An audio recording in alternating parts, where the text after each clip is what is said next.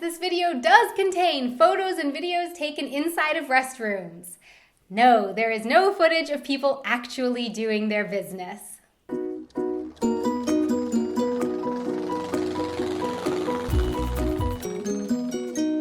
Hey everyone, I'm Donna and you're watching Wanted Adventure Living Abroad. Going to the restroom is an important part of everyday life. A very important part. But it's not the same everywhere, and that certainly goes for Germany and the US. One of the first things that I noticed about the toilet experience in Germany was the different kinds of flushers here. So in America, for the most part, we've basically got three flushers. One kind is this little lever, which you often have at home.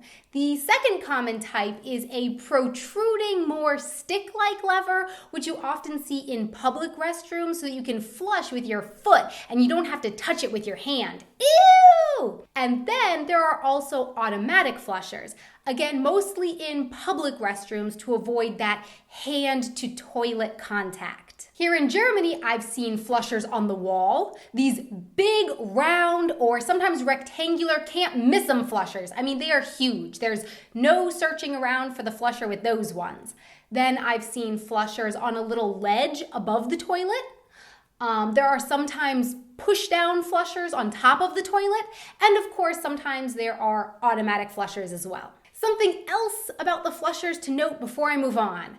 As you might have noticed in the photos, here in Germany, there are often two parts to the flusher, and you have to read on the flusher or the toilet to know what the different parts mean, because I've noticed that they could mean one of two things. On some toilets, you've got a big flush button and a little flush button.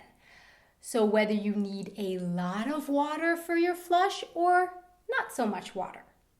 And I'll let your imagination take it from there. But on most of the toilets that I've seen, the two buttons are not for different amounts of water, but rather one button is a flush and then the second button is a stop. So you first push the flush button, and then if you don't need it to flush very long, you can push the stop button. Moving on. In America, many toilets have a lot of water in the toilet bowl.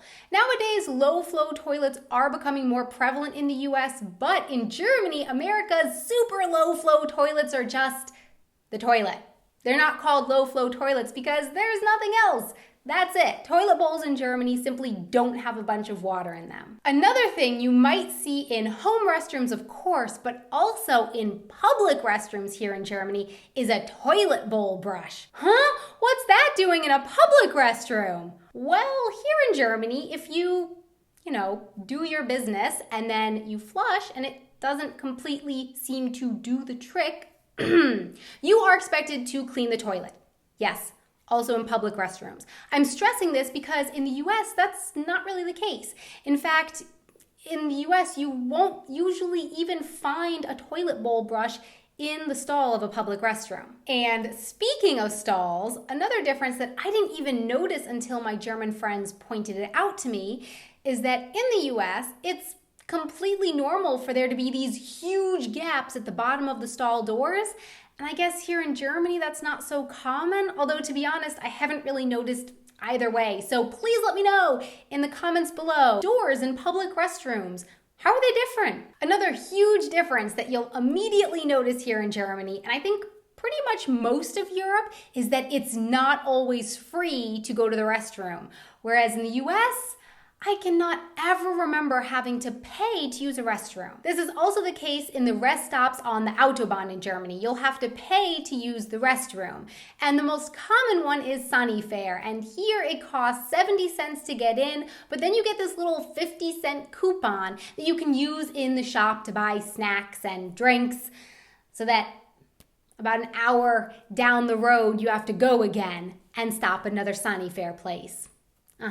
I'm starting to see how this works. In the case of Sunnyfair on the highway, you had to pay to get into the restroom. But if you're at, say, a beer garden, a festival, some restaurants, especially if they're right in the downtown city center, and even some department stores, there won't be a machine and a turnstile forcing you to pay, but there will be a cleaning attendant sitting there in front of the restroom door with a plate for money. And you can't walk in or out of the restroom without walking past that person.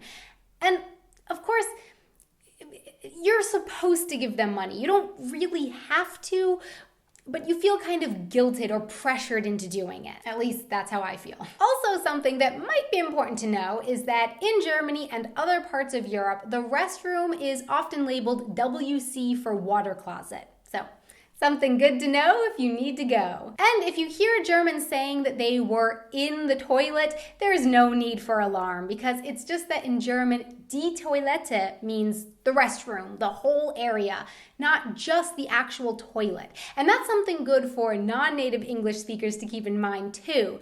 If you ask where the toilet is in English, it sounds a little weird because you're actually asking where the actual toilet bowl is and not the whole area. Also, if you say that you were in the toilet, it means plunk or splash, you were in the toilet. And lastly, we are going to talk about something that really just gives me nightmares and disturbs me to no end. Okay, here goes. I don't know why. And maybe there's a logical reason for this, something to do with water flow. I don't know, but I don't think it's worth it. Sometimes here in Germany and in other parts of Europe, you will come across a toilet with a ledge. Yes, that's right, a toilet bowl with a ledge in it, like a display shelf. So you've got the toilet bowl and you've got the opening down at the bottom of the bowl, but coming out from the toilet is a ledge, a shelf. And whatever you do goes on the ledge for presentation. And then you flush and it goes down the hole. I don't know why, and frankly, I don't really want to talk about it anymore. So my question for you is, perhaps you noticed, but in this video, I didn't really tackle the differences in urinals across the pond because, surprise, I don't use them. Mr. German Man was kind enough to get a video of a urinal flushing in the US. So that's what that looks like. And here's a picture from a men's restroom in Berlin. I don't know, they look pretty similar to me. Are they? Also, what do you think about the ledge? And have you seen any other interesting restroom things around the world? Please let me know in the comments below. Thanks so much for watching. Please don't forget to subscribe and hit that like button. And also, you can check me out over here on my Twitter and my Facebook page for photos and updates and just whatever's going on around town. Until next time, Auf Wiedersehen! And whatever blooper we have goes here. You can check me out over here on my Twitter and my Facebook page for photos and updates and sometimes giveaways and videos and all sorts of fun stuff and whatever's going on around town and lots of stuff. And it's so cool. You should definitely check it out. And I'm just going on and on and on at this point.